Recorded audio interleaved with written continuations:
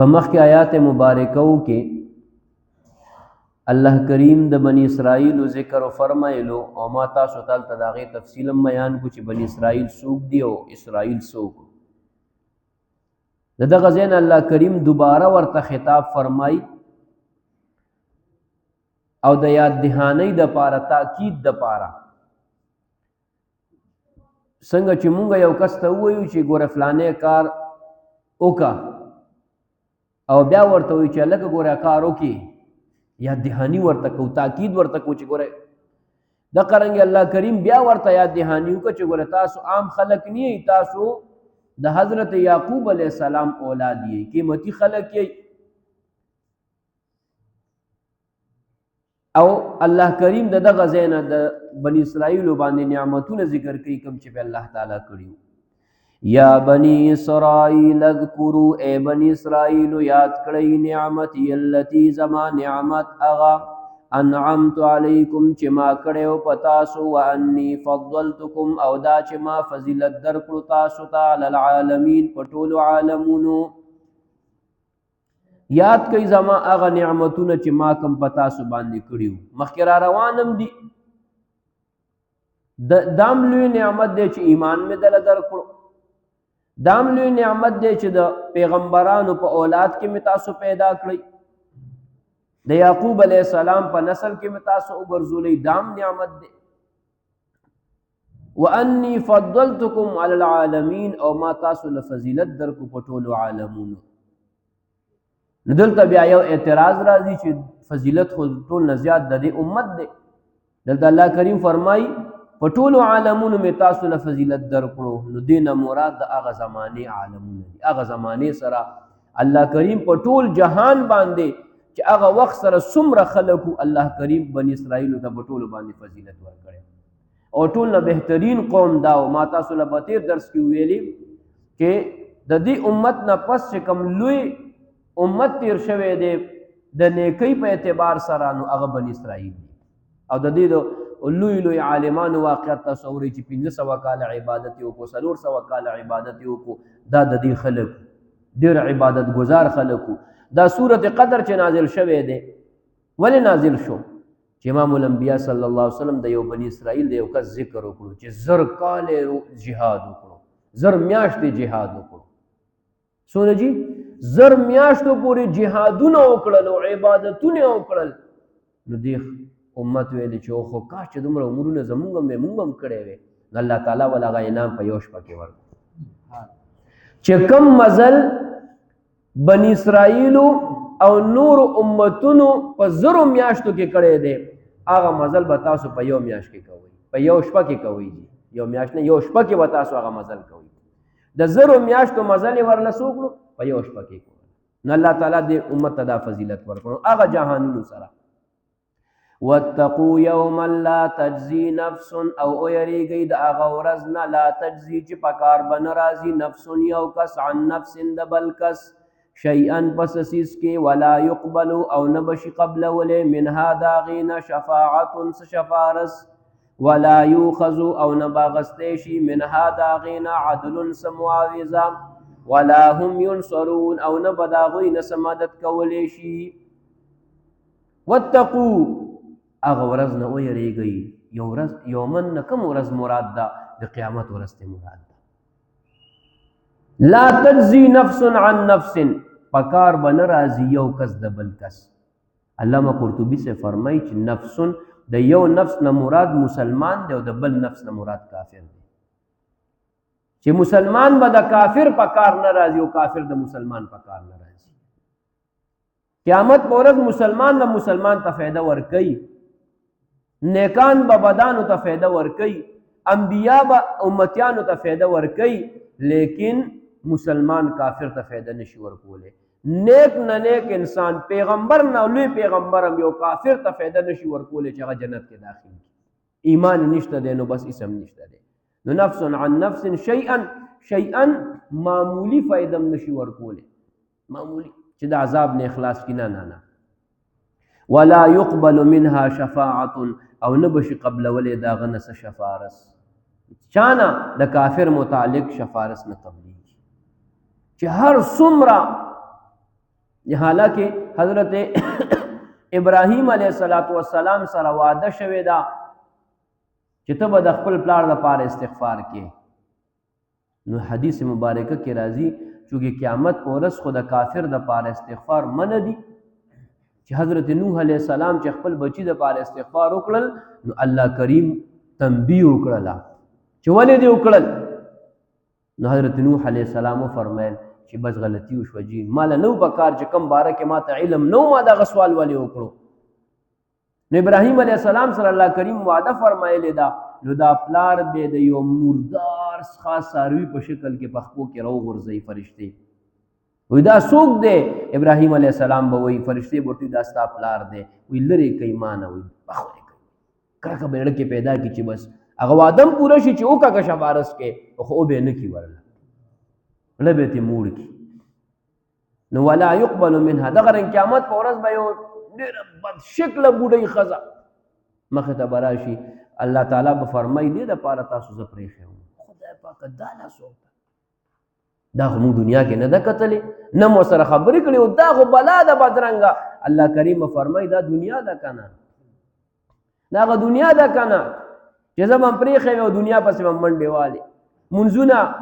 او نیک اعمال به هم پرېښي وو او د قرآن ترجمې ته به هفتې کې یو ورځ هم نه کېناستو او کورونو کې به ناست. نو الله کریم ولا يقبل منها شفاعة شفاعت به نه قبلیږي، ولا يؤخذ منها عدل او نه به څه معاوضه او فدیه قبلیږي. عدل معاوضه او عدل برابرې مثل.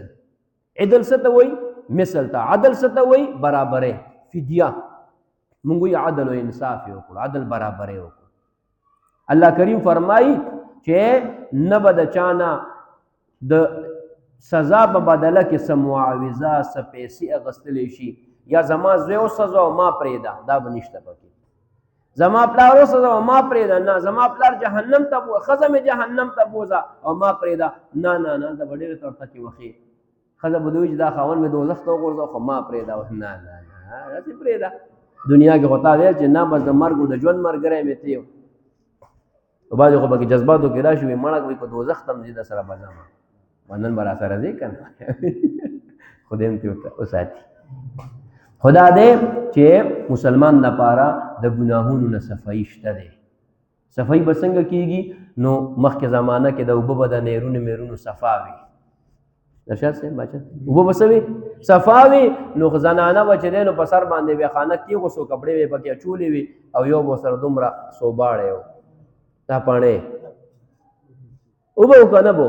او چې و نو هلته به ځان له کاڼې ځای برابر کړی و چې کپړې به یې هغه کې لمدې کړي، سر به یې پرې واچول صابون، نو بیا به یې درب او درب او درب او درب نو خیرې به یې ترې ویستې. نو دغه رنګې جهنم ته به مو ورولي وو درب او درب او درب او درب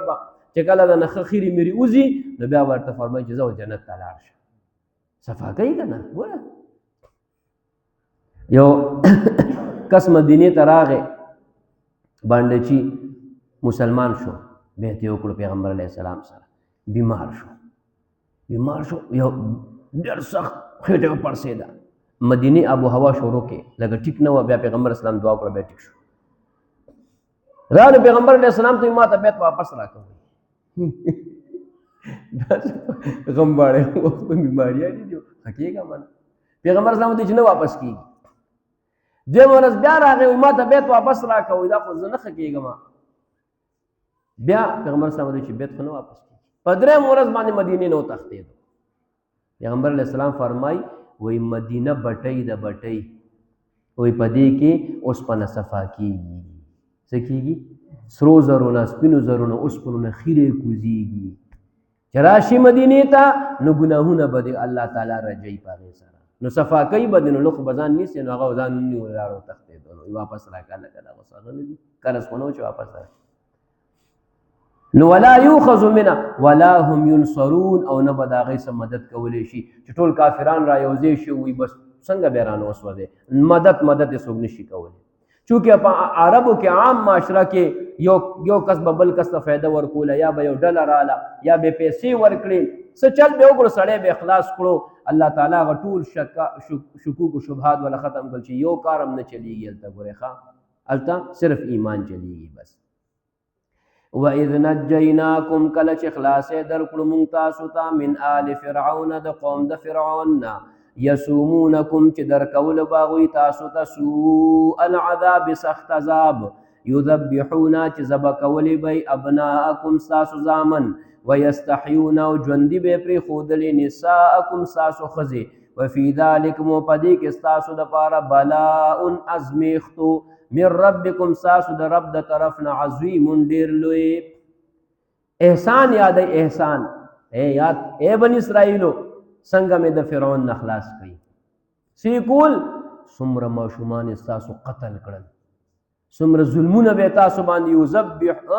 یسومونکم سوء العذاب سوء خراب او ډېر سخت عذاب به دله ورکول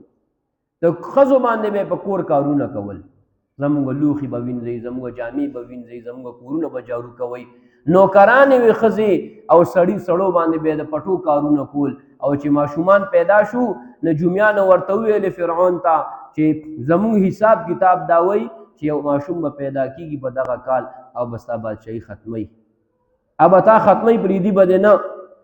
نو فرعون ټولې چې څومره دایانې وې دایانې ډاکټرې چې کوم زنانه علاج کوي دا ټولې را یوځای کړې او هغوی ته وویلې چې کوم ځای کې هلک پیدا کېږي ما ته به راولئ بس او په هر کور باندې څلوېښت کسان مقرر کړل څلوېښت امام قرطبي لیکلي څلوېښت کسان مقرر کړل چې ګوره خیال کوه څوک درنه هلک پټ نه کړي چې هلک به پیدا شو او را به یې بس فرعون به مړ کړو حلال به بس حلالول علما فرمایي چې 80,000 ماشومان یې حلال کړل په یو کال کې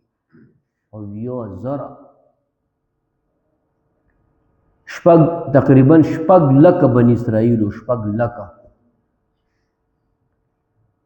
نو موسی علیه السلام په همغه کال پیدا شو چې کم کال ماشومان یې حلالول او حضرت هارون علیه السلام په بل کال پیدا شو نو هغه بچ شو او د ده کار خراب شو الله کریم فرمایي وګورئ کنه څنګه مې د فرعون نه نجات درکو چې تاسو له به سخت عذابونه درکول څه به کول ستاسو هلکان به حلال کړل او ستاسو ښځې به پرېښودې ولې چې د هغې نه خدمتونه واخلو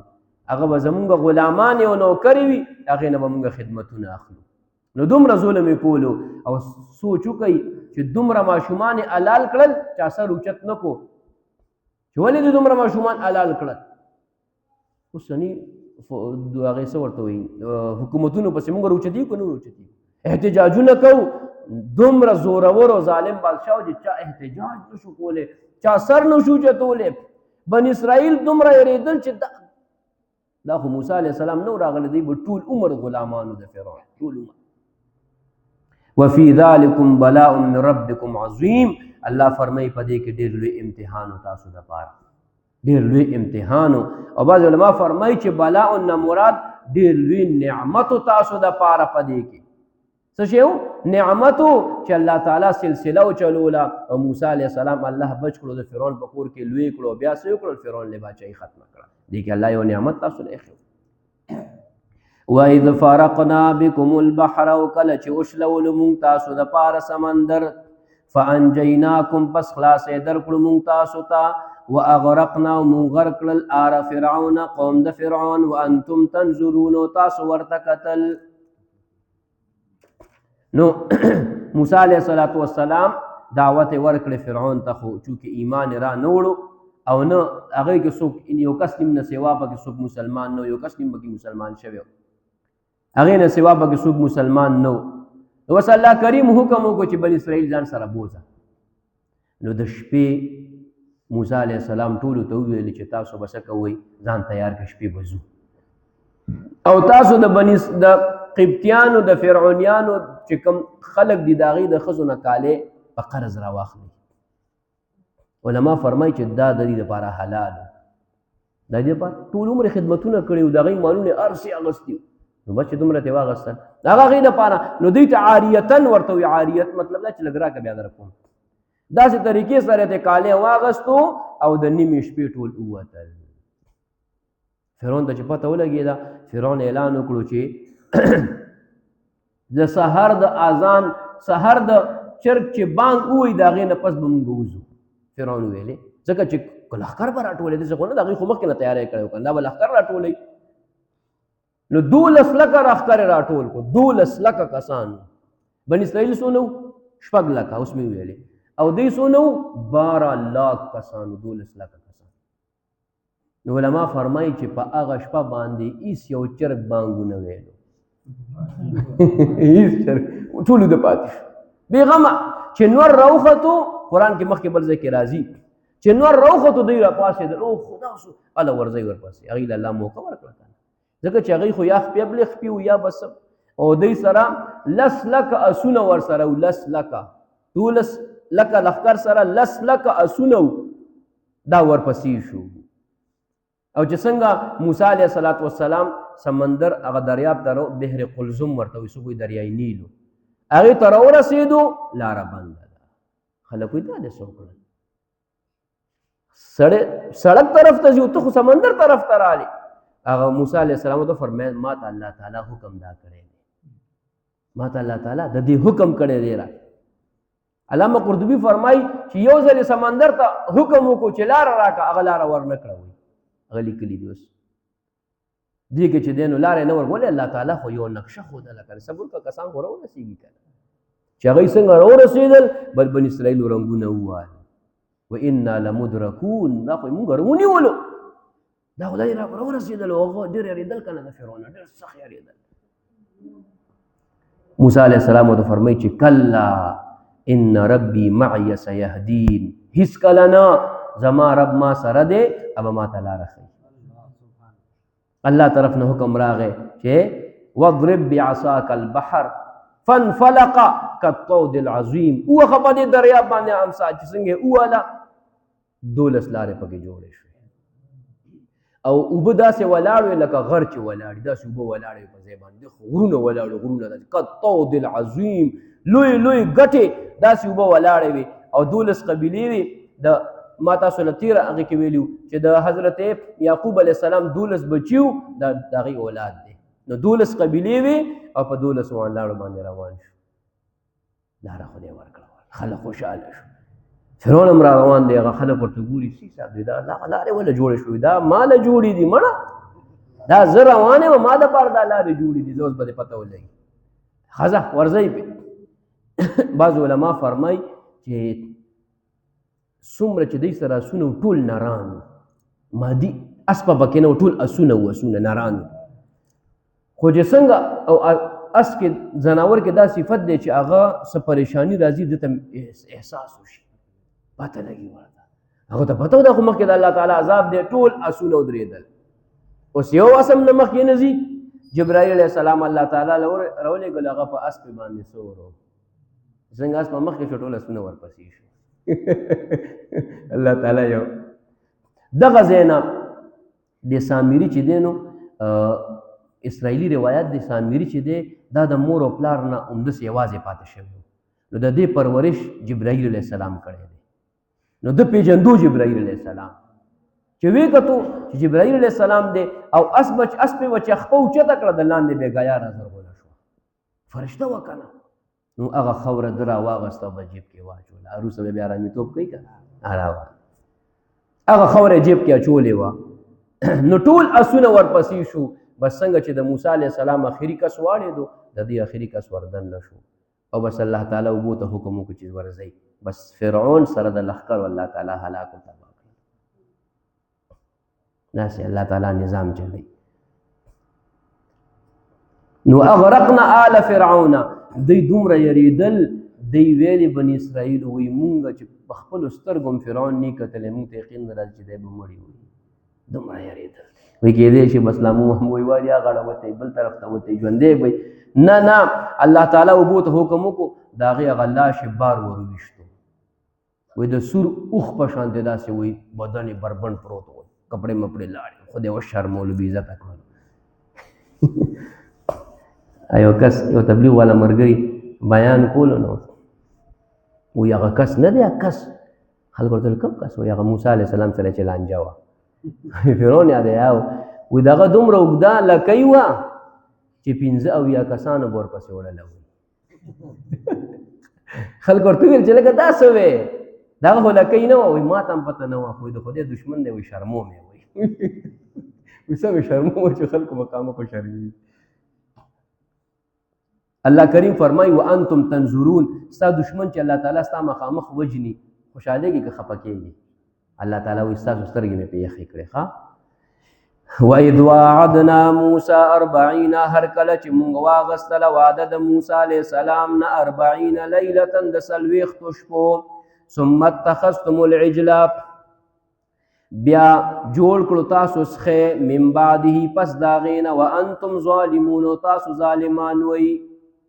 موسی علیه السلام ته الله کریم وفرمیل خلکو به مطالبې چې تورات دله در کومه کتاب ته راشه. یو روایت کې راځي چې 20 ورځو له راشه، بل روایت کې راځي چې 10 ورځو له راشه، شپې 10 شپو له راشه یا 10 یا 20 شپو له راشه. نو حضرت موسی علیه السلام لاړو. ګوره یاد ساتئ چې دلته د شپې ذکر الله کړی 40 لیلة د ورځې ذکر نه دی کړی. اسلامي قمري چې کوم شپې ورځې دي نو دې کې شپه اول ده ورځ وروسته اول. نن د څه شپه ده؟ د پیر شپه ده. ورځ کله ده؟ سبا. خیال دی کنه؟ دا څوک نشي ویلی چې نن د اتوار شپه ده ځکه چې اتوار تېر شو. نه، خو په کال کې 15 شپې داسې دي چې د هغې ورځې مخکې دي او شپې وروسته دي. باچا سبحان الله دې ونه ویل. کال کې 15 شپې داسې دي چې هغه ورځې مخکې دي شپې وروسته دي او هغه د حج شپې دي. کومې شپې دي؟ اوومه شپه 8 9 10 11 12 دا 15 ورځې حج دی. حج اصل څو ورځې دي؟ 15 ورځې. اتمه ذوالحجه یوم الترویه را روانه شپه د هغې ده، اتمه شپه به وي. نهم عرفات چې کوم وي نو را روانه شپه د عرفات سره ده، را روانه شپه عرفات. دغه رنګې 10مه را روانه شپه دې سره ده. دا 15 شپې داسې دي چې د دې ورځ مخکې د شپې وروسته ده، باقي په ټول کال کې شپه مخکې د ورځ وروسته ده. دلته الله کریم چې شپې ذکر وکړو نو ورځ ته په خپله مراد ده ځکه چې ورځ شپه مشره ده د ورځې نه. نو حضرت موسی علیه السلام لاړو، یو میاشت یې تېره کړه او یو میاشت یې روجې ونیولې. چې یو میاشت یې روجې ونیولې نو حدیث مبارکه کې هم راځي که نه چې د روژهدار د خولې نه بدبوی راځي. شته که نه جي؟ او ولخلوف فم الصائم اطيب عند الله من ريح المسك. الله پیغمبر فرمای چې د روژهدار د خولې بدبوی الله تعالی د مشکو نه زیات خوښ دی. نو موسی علیه السلام چې میاشت روجې ونیوې نو خولې نه بدبوی شروع شو. چې خولې نه بدبوی شروع شو الله کریم ورته وفرمیل چې دا خو زما ډېر خوښ دی، 10 ورځې نور هم دلته ما سره تېرې کړه او 10 روجې به هم نیسي. نو چې کله یو میاشت پوره شو موسی علیه السلام واپس رانغی نو سامري هغه کالی د خلکو نه راغونډ کړی دی. دا ډېر رزیلونو کالی راغونډ کړی دی چې دا کالی خو تاسو هغې نه راغستی خو دا خو په تاسو باندې جایز نه دی، دا راکوئ ما ته چې دا سمندر ته وغورځوم. زنانه خو بس ساده خلک دي، اوس کمه اوري ساده دي که نه. نو هغه سره زر ترې راواغستل، هغه یې ویلې کړل، د هغې نه یې سخې جوړ کړلو. سخې جوړ کړلو، خاوره ورسره وه، هغې وله د خوله کې ور واچوله، بس هغه په چغو شو. ولې د هغې خاوره کې حیات و زندګي وه، نو هغه کې زندګي دننه پکې راغله، هغه به چغې وایه چغې وایه. نو هغه سامري ویلې وایي موسی علیه السلام تللی دی خدای پسې، خدای دا دی وایي هغه نه غلط شوی، دا دی ستاسو خدای معاذ الله معاذ الله. نو صرف په 6 لکو بني اسرائیلو کې صرف 20,000 کسان پاتې شو، دې نه سوا ټولو د سخي عبادت شروع کړو. 5,80,000 کسانو څه وکړل؟ د سخي عبادت وکړل او صرف 20,000 کسان پکې توحید پرست پاتې شو. او حضرت هارون علیه السلام ورسره ډېرې منې کړل، خبرې ونه منله، لانجه جوړېده. سامري له مسولي وي نه موسی علیه السلام غلط شوی، دا وګوره که. او بني اسرائیلو کې اسم هغه واقعات به مخکې تاسو له راشي، دی اسم د غواګانو میخو سره لږ مینه ډېره وه، سخي عبادتونه به یې ډېر دی خوښ. چې کله حضرت موسی علیه السلام له تورات ورکړی شو نو 2 تختې وې د تورات، 2 تختې په تختو لیکلی شوی و. په یو تخته باندې مسایلو لکه روژه، زکات، حج، عمره او دا ټول مسایل چې څنګه موږ او په شپږو تختو باندې ټول فضایل هغه تختې چې راوړې موسی علیه السلام چې وکتل خلکو د څه عبادت کوي هغه تختې کېغوستې او بس پر ور سره په لانجه شو چې دا دې څه وکړل قال یا ابن ام رالو نو د ورور د ګیرې او د ویښتانو نه داسې ونیو دا نیول علما فرمایي چې دا دې دپاره نه وي دا زمونږ لکه مونږ دا ګورو دا خو ډېره بده خبره چې ویښتان ګیرې نه ونیسي نه لکه مونږ چې څنګه سړی لاس نه ونیسو چې دې خوا راشه دا دې ولې داسې وکړه یا د غوږ نه ونیسو کشر نبوت کې ته کشر دی عمر کې ته مشر دی غوږ نه ونیسو دقه رنګې به بني اسرائیلو به کس له چې خبره کوله غور سره نو داسې به رانیوه داسې ځان ته به راجوختولو هغه ته څه وایي قال یا ابن ام لا تاخذ بلحیتي ولا براسي ای زما د مور زویه ما ولې د ګیرې او د ویښتان ونیسي ما خو دی ډېر پوه کړ خو نه پوهېدل علما فرمایي چې هغې د څه عبادت دومره نحوستو چې شپږ تختې الله تعالی واپس اسمان ته اوچتې کړلې صرف یو تخته پاتې شوه تورات علامه قرطبي صاحب لیکلي صرف هغه مسایل پاتې شو ټول فضایل الله اسمان ته اوچت کړل د تورات هغه تختو دا د هغې سخي نحوستو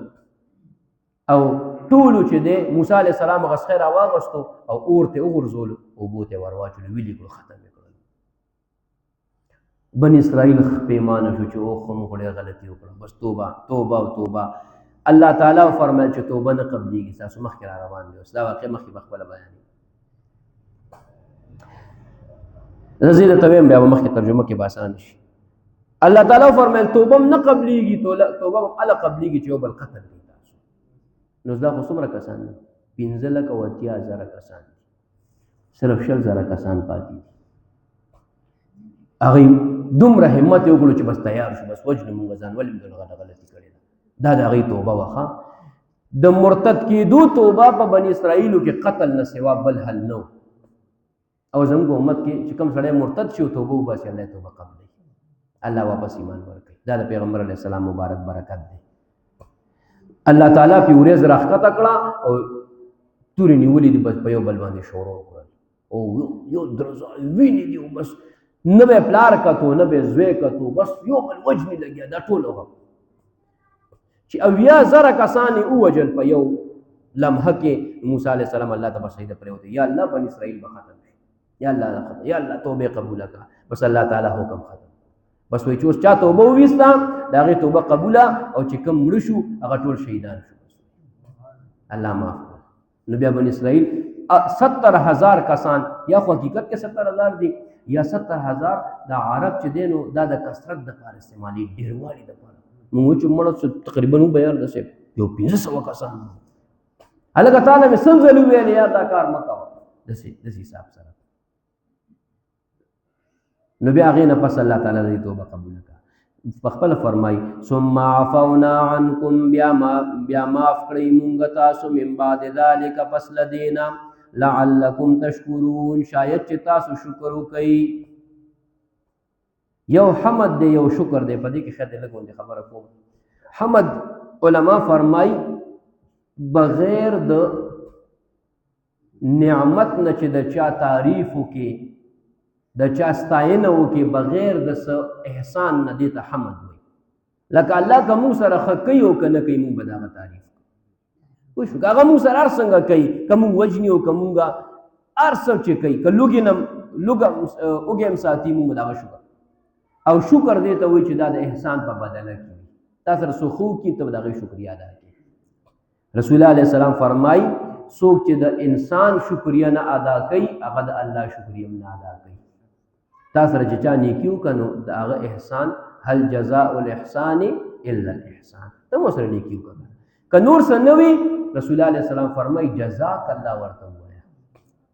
دونه خو ویلی شه که نه زمونږ خلک نه وایي که نه تا سره چا ښه وکړل وایي نو ته ورته ووایه جزاک الله جزاک الله شکریه جزاک الله خو د عربۍ دا لفظ ښه دي ثواب پکې میلاویږي لعلکم تشکرون علما فرمایي چې شکر دې ته وایي چې تا نه کم زورور سړی دی تا د پاسه کم الله دی د هغې اطاعت وکړي دا شکر دی تا سره چې کم برابر دی د هغه سره عدل او انصاف وکړي دا شکر دی او تا نه چې کم کشران دي په هغې باندې شفقت وکړي دا شکر دی دا څه شی دی دا د الله تعالی شکر دی د جنید بغدادي رحمت الله علیه نه چا تپوس وکړو شکر څه شی دی وایي د الله تعالی نعمتونه د هغه په تابعدارۍ کې استعمالول شکر دی چې څه دې وخوړل که نه اوس د الله تعالی شکریه ادا کړه داود علیه السلام الله تعالی ته فرمایل یا الله ستا شکر څنګه ادا کړم یا الله ستا شکر څنګه ادا کړم ولې چې دا شکر ادا کولم یو نعمت دی سبحان الله څه عجیبه خبره ته به وایې الله ستا شکر دی دا توفیق چې راکړو دا یو نعمت دی د دې به مو شکریه ادا کړې الله تعالی ورته فرمایي اوس دې وپېژنم زه ورته اوس یې څه کړم اوس یې زه وپېژنم حضرت موسی علیه السلام الله تعالی نه تپوس وکړو یا الله ستا شکریه څنګه ادا کړم ځکه چې ستا یو وړوکی غوندې کې نعمت زما د ټولو عملونو نه زیات دی سبحان الله څوک وایي موسی کلیم الله ټول عملونو نه زیات دی الله تعالی ورته فرمایي همدغه شکریه ده وایي ستا پړه کې دا احساس پیدا شکریه ده وَإِذْ آتَيْنَا مُوسَى الْكِتَابَ هر کله چې موږ ورکړو موسی علیه السلام ته کتاب والفرقان او فیصله کن قانون لعلکم تهتدون چې تاسو لار بیا مومئ کتاب نم کتاب مراد دی او فرقان نه بعضې وایي چې فرقان دا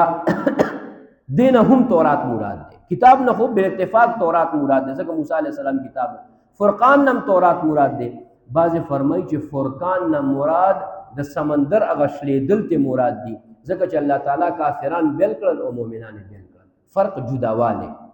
او بعض علما فرمایي چې فرقان نه مراد معجزات د موسی علیه السلام مختلف معنی خلقو کړي دي وَإِذْ قَالَ مُوسَى لِقَوْمِهِ هر کله چې ویل موسی علیه السلام خپل قوم ته یا قوم ای زما قومه انکم ظلمتم بشک تاسو ظلم وکړو انفسکم په خپل ځان باتخاذکم العجل په معبود نیولو د سخي فتوبو پس توبه وکړئ الی بارکم خپل خالق په بارګاه کې فاقتلوا پس بیا قتل کړئ انفسکم خپل ځانونه ذالکم خیر لکم دا غوره دی لکم تاسو د پاره عند بارکم تاسو د خالق په نزد فتاب علیکم بیا هغه توبه قبول کړه ستاسو انه هو التواب الرحیم بشک هم دا لوی توبه قبلونکی ډیر مهربان دی همغه واقع ما تاسو له بیان کړه الله تعالی دلته بیا څه وکړل هغه چې الله تعالی خپل یو بل قتل کوي چې الله تعالی تاسو نه خوشاله شي چې کله راضي شو په دې باندې الله تعالی بیا توبه قبول کړه الله دې موږ